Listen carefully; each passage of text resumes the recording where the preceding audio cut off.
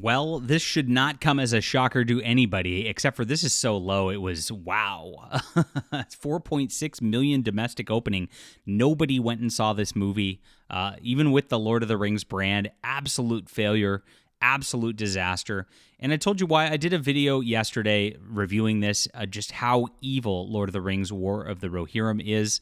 It just goes to show, like, just adapt Tolkien's work and just stay faithful to it. It shouldn't be that hard. And I think they would have done a lot better. Unfortunately, this movie was made for nobody. There was no target demographic for this that in their, like, ever would have come in on it, and they are reaping the results. So this is what's going on right now. Please smash that like and subscribe button. Thank you for getting us to 50,000 subscribers, fantasy fans. Really appreciate you.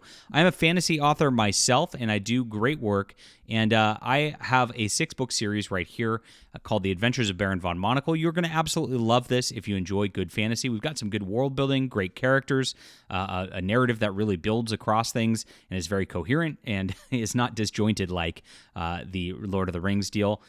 Crazy stuff. I did see it this weekend. I went in on Saturday, and I have lots of comments. I can go off on this. This is like a case study in what not to do in storytelling. So I hope you'll check out my stuff, especially if you like my comments on things. It's in the description below. Thank you for making this a multi-time bestseller, and I appreciate you for being there. Grab the whole series and start your adventure today. It's on ebook, print, and audio for your convenience. So Lord of the Rings bombed at the box office, bringing in only $4.6 million. That is so low, it's crazy. And I guess I contributed to that. When I went to the theater, I posted to X just how empty it was. I will show you the picture because a picture is worth 1,000 words, my friends. And I want to show you exactly how bad this was. Here it is. This was the trailer for Captain America Brave New World. This was the last trailer before the film actually started. So it was not, we're actually close to 10 minutes into trailers at this point. You see it. There's one bald dude in the theater here, right here. And then there's me in the back. I'm in the back row. Empty. This was Saturday at 3:00, like right before you'd go to dinner, you'd go to movie and then go to a dinner. This should be full on opening weekend, but that's how big of a disaster this was, and it was a complete disaster as a narrative. Everything in it was terrible. I don't know what they were thinking, making this 2.5 hours of a pretty simple story that like really needed to be 1.5 hours. And aside from all the stuff that I mentioned in my review, it just felt really disjointed all the way through. There were like different parts that just like it just they didn't match what was going on with the next part. And you'd sit for 20 minutes, something would happen, and then it's like, oh, here's the next story. And it's like they had too many cooks in there, and they were trying to do too many different things. I heard they cut out a lot of stuff out of this film. There was this like whole Shield Maiden arc, apparently, where there's like all these Shield Maidens, and they were going to be strong female lead group together. And apparently a lot of that was cut out of the movie because there's only one Shield Maiden left at this point, and she's helping Hera, the daughter of Helm Hammerhand, here to do her little strong female lead stuff. But apparently it's screened really, really badly. They've been screening this for 2 years, trying to get this hype for audiences, and they've just they knew they were going in bad. You watch the interview with the producer ahead of time. She seems to know that audiences are rejecting this already, and she was on damage control mode even before this came out, and for good reason, because this is such a low stat. It's absolutely crazy. So according to the numbers, the film has only grossed $4.6 million domestic and $5.7 million internationally for a global gross of $10 million. Oof. Now, global usually carries these films even more than anything else. Something like this really needs a global box office that's going to do a lot more than the domestic, and having it be very similar in numbers is another bad sign for this. It's failing internationally in addition to failing in America here. So as of note, $2 million of international came from the weekend prior, so it only did $3.7 million this last weekend, showing how just destructive this film's going to be, and it's just going to flop and die from the box office after this. A month before the film hit, Sean Robbins' theory predicted the film would gross between $15 million and $24 million in its opening weekend. which would have predicted it would only gross 17.5 million, which means we are at a third of even its low predictions there. So its total domestic box office haul, they expected it to do around 49.5 million. There's no way it's possibly going to get there. It was downgraded right before this, and he still thought it would be in around 10 million. Not even close. Nobody wanted this film. This was not written for anybody, not made for anybody. And they have a whole problem with just like the demographics built for this film. So you've got a few different people like you have to make happy here. One, and the most important one, is Tolkien fans who like Lord of the Rings, whether it be the books or the Peter Jackson films. There's a rich lore there, and a lot of people who get very into Tolkien are very into Tolkien. You have to respect the lore. You have to respect exactly what Tolkien does, and you have to be very, very faithful, because if you're not, audiences reject it. And we've seen this immediately. You could see it with Rings of Power and just how badly those ratings are performing for Amazon, despite their giant budget, despite their giant marketing, and despite everybody having a Prime account. They are just failing with the amount of people who are watching Rings of Power, especially going into season 2.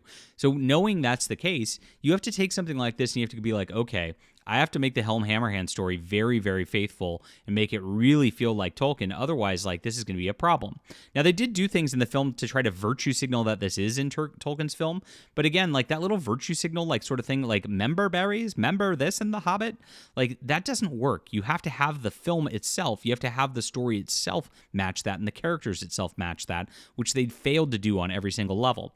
And those virtue signals were having the great eagles and the like, but having Hera fly on them was kind of weird because, like, again, they talk to wizards, but it doesn't quite make sense that she's able to communicate with them, and I guess just because she's a strong female lead and better than everybody else. Next parts, which was weird, was having orcs on the mountain, which were all searching for the One Ring and searching and taking rings off the bodies, which then Gandalf was interested in. That actually directly contradicts the lore of The Hobbit, which Gandalf didn't know about the One Ring still being around until The Hobbit came about and until it was found by Bilbo, rather.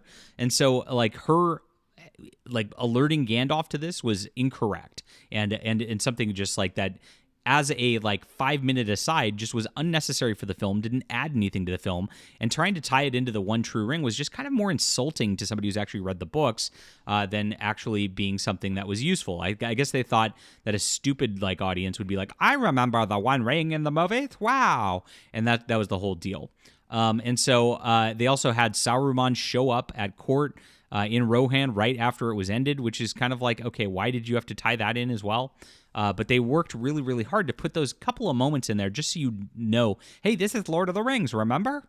But they didn't make the rest of it feel like Lord of the Rings. It felt like generic, weird fantasy realm that didn't have any actual good world building to it with a strong female lead. And that was the whole problem with the whole premise to begin with, as it was. Given the poor opening weekend, box office predicts the film will lose money at this point. In a recent video upload, he said, also, a film will end up losing money as War of the Rohirrim, 2,600 screens, only 4.6 million, hasn't been doing much internationally. They spent $30 million on that project, and $30 million, though a smaller budget than most, is still one you have to make quite a bit back to break even. These are not the kinds of numbers you need to make to hit those marks. I think it's going to hit 15-20 million because it's just going to poop after this because the word of mouth is not there to get people in their butts in the seats after this. Now, Craven also lost a ton of money at the box office this weekend, the worst Sony Marvel film ever. And this is, again, just something like, why would you make a Craven the Hunter without Spider-Man? It doesn't make any sense. The whole point of it, the only good storyline is Craven's last hunt in the Spider-Man mythos and Spider-Man story. So, you have to do that in order to make it work. You can't do something like this and just have Spider-Man not in it. Nobody wants to see that. It's a very much a testament to, just stick to the lore, stick to what works in the comics and books, and don't try to get too fancy and all that. But these SJWs, these woke people, have to, leave their mark on everything. They try to make everything their own because they can't actually create anything of their own. They have to, just twist it and try to make it into something else so that they can claim that they're more creative than the original creators and pretend that the original creators' works really didn't matter or didn't exist. And that is the entire goal of modern cinema and modern culture, and that's what audiences are rejecting because they want the great works to exist. They want Lord of the Rings to be left intact. They want j.r.r. Tolkien's legacy to be something that is a good one because he put the work into it. He was the genius, and he's the one who should be respected, very obviously. All right, leave a comment down below with what you think about this. My friends, please hit the like and subscribe button. Make sure to check out some good fantasy. I created my own. It's good stuff. It's got a great world to it that has a lot to it, and I'm very proud of it, guys. Grab it in the description below. Grab all 6 books because it builds up into something super epic. It is available on ebook, print, and audio, and I appreciate you for being there.